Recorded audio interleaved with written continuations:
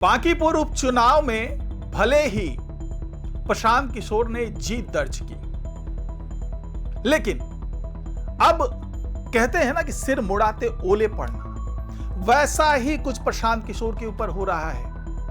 और इनके पीछे हाथ धोकर के पड़ गए हैं भरत तिवारी के परिवार वाले। वही भरत तिवारी जिसके एनकाउंटर को बड़ा मुद्दा बनाया प्रशांत किशोर ने, वही भरत तिवारी जिसकी शहादत को खूब भुनाने की कोशिश की प्रशांत किशोर ने, वही भरत तिवारी जिसको न्याय दिलाने के लिए प्रशांत किशोर परिवार वालों से मिले। प्रशांत किशोर जो है वो भरत तिवारी के परिवार वालों से मिले। उसी भरत तिवारी के परिवार वाले अब इनके खिलाफ मानहानि का मुकदमा दर्ज कराने की चेतावनी दे रहे हैं। अल्टीमेटम दिया है 15 दिनों का कि 15 दिन के अंदर माफी नहीं मांगी या फिर जो ये आरोप लगा रहे हैं प्रशांत किशोर उसकी पुष्टि नहीं हुई तो मानहानि का केस प्रशांत किशोर के खिलाफ हो सकता है। हालांकि जन सुराज पार्टी जो है इसके पीछे भी कोई राजनीतिक वजह तलाश रही है। तो क्या है ये पूरा मामला, जानेंगे आज की इस खास रिपोर्ट में और इसके अंदर की बात को समझेंगे कि आखिरकार क्या क्या हो रहा है और प्रशांत किशोर जो हैं वो क्यों अब इस चीज को लेकर के बैकफुट पे जा चुके हैं। तो इस खबर को, इस रिपोर्ट को आखिर तक जरूर देखिएगा। नमस्कार, मैं हूं डॉक्टर सुरजीत सिंह और आप देख रहे हैं YBN बिहार झारखंड। तो जी हां, प्रशांत किशोर का परिवार जो एक वक्त, आज से अगर हम 1 महीने पहले की बात कर लें तो उस वक्त वो प्रशांत किशोर की तारीफ करते नहीं थक रहे थे भरत तिवारी के परिवार वाले। अब वही भरत तिवारी के परिवार वाले प्रशांत किशोर को अपना सबसे बड़ा दुश्मन मान रहे हैं। अब ये दुश्मनी क्यों? क्या वो विधायक बन गए इसलिए दुश्मनी, या फिर प्रशांत किशोर ने जो तमाम बयान दिए उसको लेकर के आपत्ति जताई है प्रशांत किशोर ने? तो चलिए समझते हैं कि आखिरकार ये बयान क्या था जिसको लेकर के प्रशांत किशोर का जो ये बयान था भरत तिवारी के परिवार वाले आहत हो रहे हैं।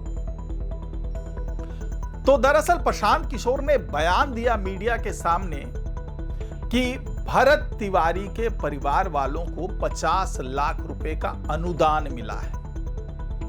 और ऐसा ही कुछ आरोप सरोज त्रिपाठी और पंकज त्रिपाठी ने भी लगाया था, जो कि खुद उसी बिलौटी गांव के हैं और भरत तिवारी के लिए जब आंदोलन हो रहा था तो बढ़ चढ़ करके हिस्सा लिया था।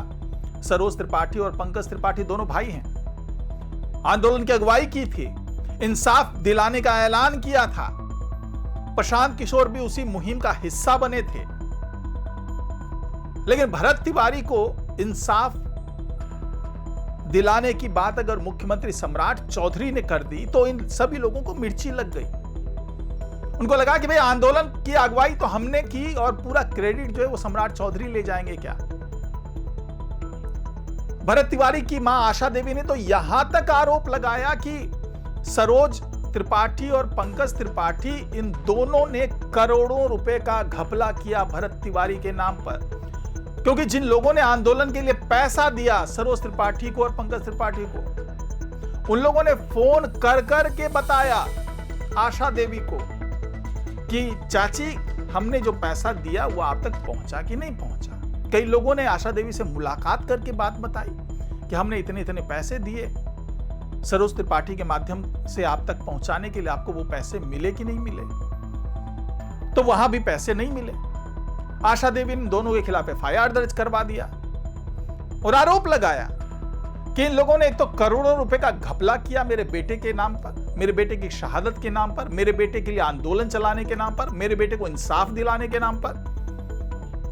और ये अब आरोप भी लगा रहे हैं, दोनों ने ये आरोप लगाया था कि ये जो भरत तिवारी के परिवार वाले हैं वो सम्राट चौधरी से मिले, उनसे पैसे लेकर के चुपचाप बैठ गए। अब इंसाफ की बात नहीं हो रही। और यही आरोप अब प्रशांत किशोर ने मीडिया में दिए इंटरव्यू में लगा दिया कि भरत तिवारी के परिवार वाले को 50 लाख रुपए का अनुदान मिला। क्योंकि पढ़े लिखे हैं प्रशांत किशोर, तो सीधे सीधे ये नहीं बोला कि वे पैसा लेकर के चुप बैठ गए। उन्होंने कहा कि भाई इनको सरकार से जो है वो 50 लाख रुपए का अनुदान मिल गया है। अब इस पर आपत्ति जताई आशा देवी ने और इनकी जो वकील है वर्षा सिंह ने। आरोप लगाया कि प्रशांत किशोर के पास अगर कोई साक्ष्य है, कोई चेक की कॉपी है, या हमारे अकाउंट में पैसा आया है, या बिहार सरकार की तरफ से हमें पैसे देने का कोई सबूत हो, किसी भी तरीके का कोई सबूत हो तो वो जरूर सामने रखें। और अगर वो सामने नहीं रखते हैं तो हम फिर इनके खिलाफ मानहानि का दावा करेंगे, क्योंकि हमने कोई पैसा सरकार से नहीं लिया है। अगर हम लोग मुख्यमंत्री सम्राट चौधरी से मिलने गए, उनसे इंसाफ की गुहार लगाई, तो इसका मतलब यह नहीं है कि हमने उनसे पैसा ले लिया और चुपचाप बैठ गए। इंसाफ की लड़ाई अभी भी चल रही है। अब यह आरोप जो लगा है प्रशांत किशोर के ऊपर, या तो अब वो साबित करें या फिर मानहानि का मुकदमा झेलने के लिए तैयार हो जाए, क्योंकि इनकी तरफ से साफ तौर से कहा गया है, उनके जो छोटे भाई हैं भरत तिवारी के चंदन तिवारी, उन्होंने साफ साफ कहा है कि अगर ये चीज प्रूव कर देते हैं, कोई भी दस्तावेज सामने ले आते हैं, तो हम लोग अपने अकाउंट का पूरा डिटेल सबके सामने रख देंगे। देख सकते हैं कि हमने कितना पैसा लिया, क्या पैसा लिया, कहां से पैसा आया, क्या हुआ, या फिर क्या हमारे पास नगद पैसा आया, कैश में हमने पैसा लिया। किसी भी तरह का कोई सबूत जो है वो दें, और अगर नहीं देते हैं तो फिर कार्रवाई झेलने के लिए तैयार रहें। भले वो बांकीपुर से विधायक बन गए हैं, लेकिन उनके खिलाफ आपराधिक मुकदमा दर्ज कराया जाएगा। इस बीच में आशा देवी ने यह भी कहा कि उन्होंने इससे पहले जो सरोज और पंकज के खिलाफ जो आरोप लगाए थे, जो मुकदमा दर्ज करवाया था, उस मुकदमे में अभी तक कोई कार्रवाई नहीं हुई है, और इस पे कार्रवाई हो, उनकी गिरफ्तारी हो, इसके लिए वो एक बार फिर से प्रशासन से गुहार लगाएंगे, शासन से गुहार लगाएंगे। और इस बीच में कुछ चीजें और भी निकल करके सामने आ रही है। भरत तिवारी की हत्या के बारे में अब यह भी बात खुल गई है कि 5 गोलियां मारी और 5 लोगों ने गोली मारी। एक व्यक्ति ने 5 गोली नहीं मारी, 5 लोगों ने, अलग अलग 5 लोगों ने गोली मारी। और अब उन 5 को सजाए मौत देने की मांग कर रहे हैं भरत तिवारी के घर वाले। साफ तौर से उनकी डिमांड है कि जो लोग भी इस हत्याकांड में शामिल थे, क्योंकि इसे एनकाउंटर तो नहीं कहा जा सकता, भरत तिवारी ने अपने हथियार डाल दिए थे, सरेंडर कर दिया था, उसको पकड़ लिया गया था, उसके बाद गोली मारने की वजह क्या रही? घेर करके सारे पुलिसकर्मी खड़े हो गए, उसके बाद गोलियां चली। घटनास्थल पर 3 गोलियां मारी गई। शायद तब तक इरादा जो था वो हाफ एनकाउंटर का था, लेकिन जब उसे पुलिस की गाड़ी में लाद करके ले जाया जा रहा था अस्पताल की ओर, जो कि एक औपचारिकता थी, क्योंकि वाकई संजीदा होती पुलिस तो एम्बुलेंस बुलवाती, एम्बुलेंस नहीं बुलाया गया। उसे पुलिस की गाड़ी में लाद करके हॉस्पिटल ले जाया गया और रास्ते में 2 गोलियां और मारी गई, जिससे ये पूरा फुल एनकाउंटर का मामला सेट हो गया। अब यह भी कहा जा रहा है कि पहले जो गोली मारी गई थी, जो पुलिसकर्मियों ने मारी थी, वो प्राण घातक नहीं थी। यह माना जा रहा था कि भाई इससे जान नहीं जाएगी। तो उसके बाद ऐसी क्या जरूरत हो गई कि बाकी की जो 2 गोलियां रास्ते में मारी गई, जिसके कारण उसकी जान गई भरत तिवारी की, इसकी जरूरत क्यों पड़ी? अब उस पर भी तमाम सवाल उठ रहे हैं और कई प्रशासनिक अधिकारी शक के घेरे में हैं। और जो भरत तिवारी के परिवार वाले हैं, वो साफ तौर से कह रहे हैं कि ये नीचे से लेके ऊपर तक कई लोग इसमें शामिल हैं। अब इसका फायदा, जो कि भरत तिवारी के परिवार वाले कहते हैं कि इसका राजनीतिक इस्तेमाल प्रशांत किशोर ने किया है।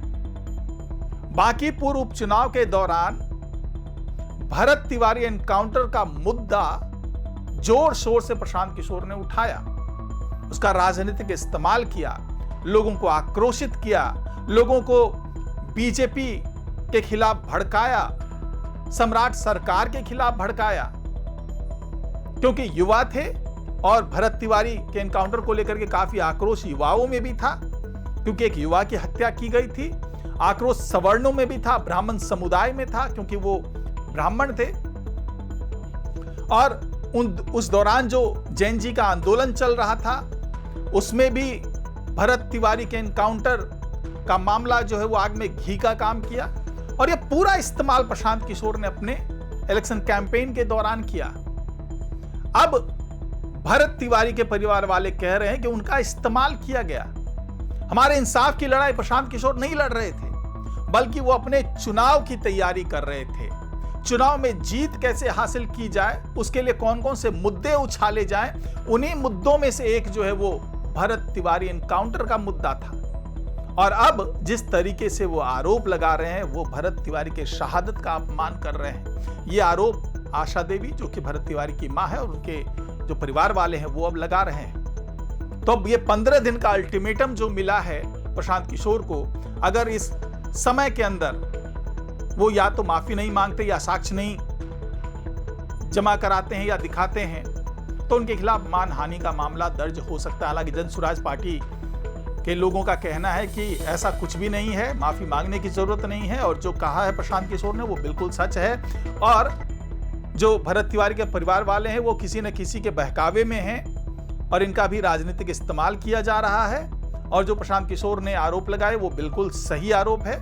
अब देखते हैं कि आने वाले दिनों में प्रशांत किशोर के खिलाफ जो कार्रवाई करने की बात कर रहे हैं भरत तिवारी के परिवार वाले, वो करते हैं, या फिर ये चीज फिर से ठंडे बस्ते में जाती हुई नजर आएगी। तो फिलहाल आज की रिपोर्ट में इतना ही। नमस्कार।